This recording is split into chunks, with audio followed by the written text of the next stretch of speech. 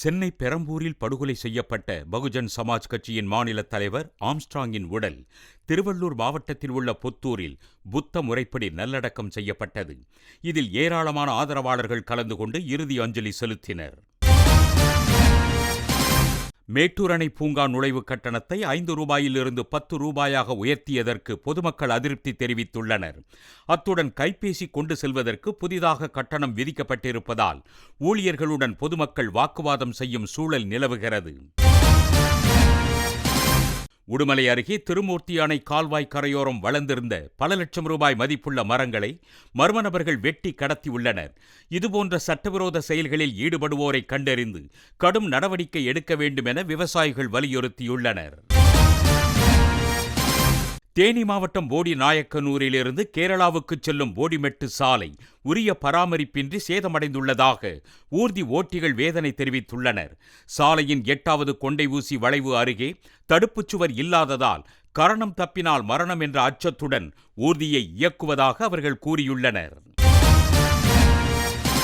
திருவாரூர் மாவட்டத்தில் பயிரிடப்பட்டுள்ள பருத்தி செடிகளில் சத்துருதி பூச்சி தாக்குதல் காணப்படுகிறது.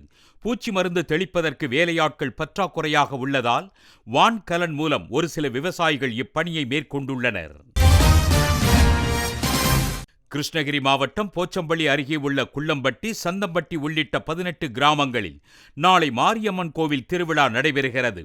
இதையொட்டி போச்சம்பள்ளி வாரச்சந்தையில் வெல்லம் விற்பனை அதிகரித்துள்ளது. இதேபோல் விழாவின் போது வீடுகளில் அசைவ உணவு சமைப்பது வழக்கம் என்பதால் ஆடுகளின் விற்பனையும் சூடுபிடித்துள்ளது. திருப்பூர் மாவட்டம் உடுமலைப்பேட்டை அருகே உள்ள பொன்னபுரம் கிராமத்தில் தேங்காய் கரித்தொட்டி ஆலைக்கு அனுமதி அளித்த ஊராட்சி நிர்வாகத்தை கண்டித்து விவசாயிகள் உண்ணாநிலை போராட்டத்தில் ஈடுபட்டனர். அவர்களுக்கு ஆதரவாக கிராம மக்களும் போராட்டம் நடத்தினர்.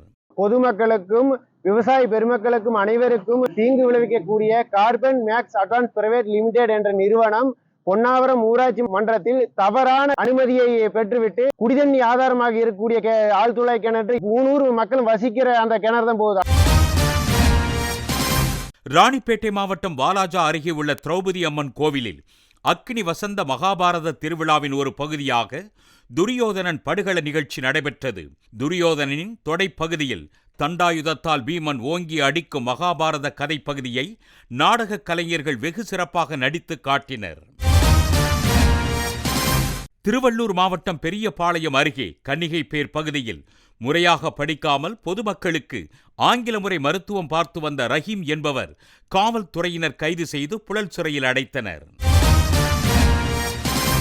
தாராபுரத்திலிருந்து பழனி செல்லும் பேருந்துகளை பெரிய கடை வீதியாக இயக்க வலியுறுத்தி மணக்கடவு கிராம மக்கள் சாலை மறியல் போராட்டத்தில் ஈடுபட்டனர்.